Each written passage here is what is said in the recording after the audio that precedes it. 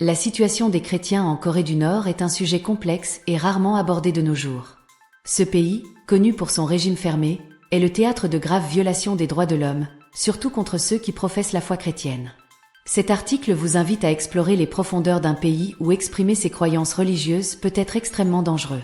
Imaginez l'angoisse de vivre chaque jour sous la menace constante de persécution. Pour beaucoup de chrétiens nord-coréens, pratiquer leur foi se fait en secret total, car tout signe de religiosité peut attirer des punitions sévères. Cependant, malgré la peur et l'oppression, l'espoir persiste.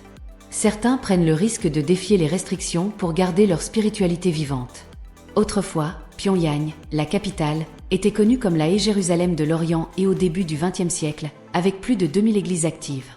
Aujourd'hui, sous la direction de Kim Jong-un, le pays adopte l'idéologie juche, qui encourage une loyauté quasi-religieuse à la famille Kim, laissant peu de place pour toute autre forme de dévotion.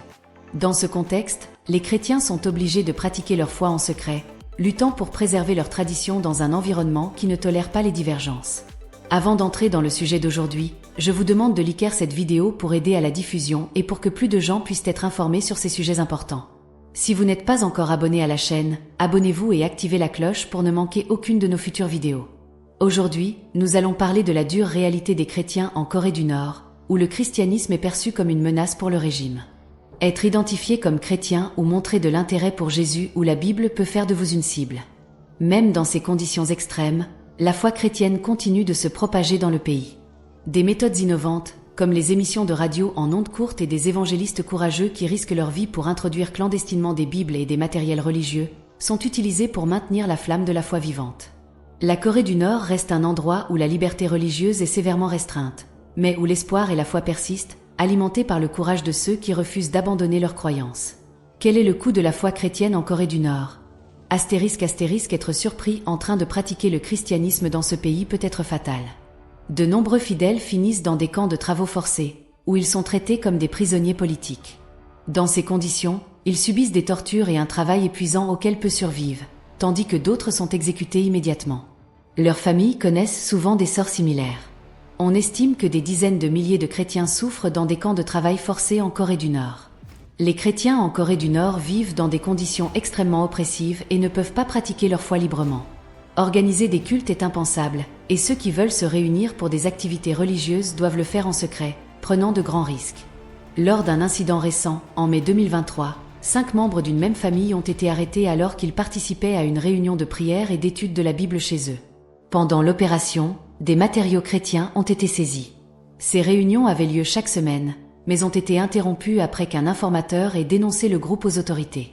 Le traitement sévère des chrétiens est le résultat de la posture autoritaire du gouvernement, qui voit le christianisme comme une menace pour la stabilité et le contrôle du régime. La législation introduite en décembre 2020, appelée loi contre la pensée antiréactionnaire, criminalise la possession d'une Bible et toute manifestation du christianisme, soumettant les contrevenants à des punitions sévères. Les églises à Pyongyang, ouvertes aux visiteurs étrangers, ne sont que des façades pour la propagande du gouvernement. En Corée du Nord, les femmes chrétiennes subissent une persécution brutale, en particulier celles confinées dans les camps de travaux forcés. Elles sont soumises à des conditions inhumaines, où la foi est considérée comme un crime impardonnable. L'intense répression et la nécessité de garder la foi secrète illustrent le courage et la résilience de ces personnes face à un régime impitoyable. La situation des chrétiens en Corée du Nord est un rappel sombre que, dans certaines parties du monde, la liberté religieuse est un privilège lointain, et la simple pratique d'une croyance peut signifier la différence entre la vie et la mort. Dans ces environnements, les gens sont constamment vulnérables, souvent victimes d'abus sexuels lors des interrogatoires et dans leurs activités quotidiennes. Ces violences sont commises par les gardes qui utilisent la force pour attaquer directement les valeurs chrétiennes liées à la pureté sexuelle. De plus, la majorité de ceux qui réussissent à échapper au régime sont des femmes, représentant environ 80% des déserteurs. Beaucoup de ces femmes, en tentant de fuir vers la Chine, tombent entre les mains de réseaux de trafic humain. Malheureusement, celles qui sont capturées et renvoyées en Corée du Nord subissent des punitions sévères et un sombre destin. Les femmes qui tentent de fuir la Corée du Nord sont reprises et forcées de revenir, une pratique brutale visant à éviter la supposée contamination et du sang nord-coréen après des contacts à l'étranger. Les hommes en Corée du Nord vivent sous une surveillance et un contrôle strict en raison de la structure patriarcale de la société.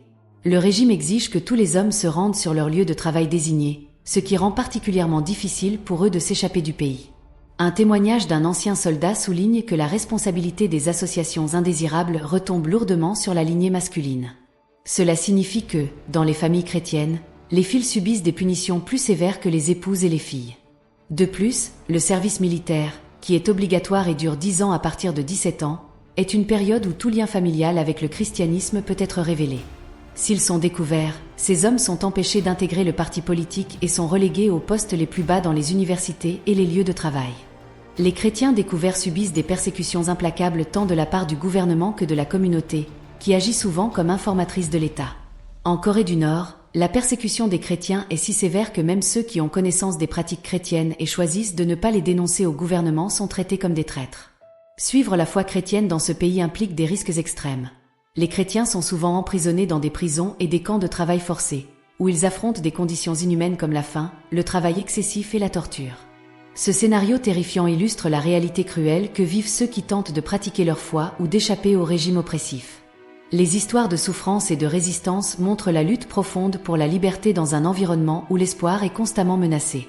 La surveillance est si stricte que même les enfants sont encouragés à surveiller leurs propres parents, créant ainsi un climat de méfiance et de peur dès le plus jeune âge.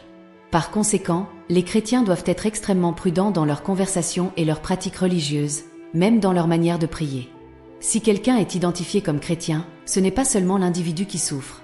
Toute sa famille est punie, une stratégie du gouvernement pour encourager les dénonciations entre proches. Malgré la menace constante de persécution et l'énorme pression pour se conformer, de nombreux chrétiens en Corée du Nord restent fermes dans leur foi. Des estimations de spécialistes chrétiens et laïcs suggèrent qu'environ 30 000 chrétiens endurent actuellement des conditions extrêmes dans des prisons et des camps de travail forcés, témoignant d'une persistance et d'une résistance remarquable de leurs croyances. Posséder une Bible en Corée du Nord est une activité extrêmement dangereuse.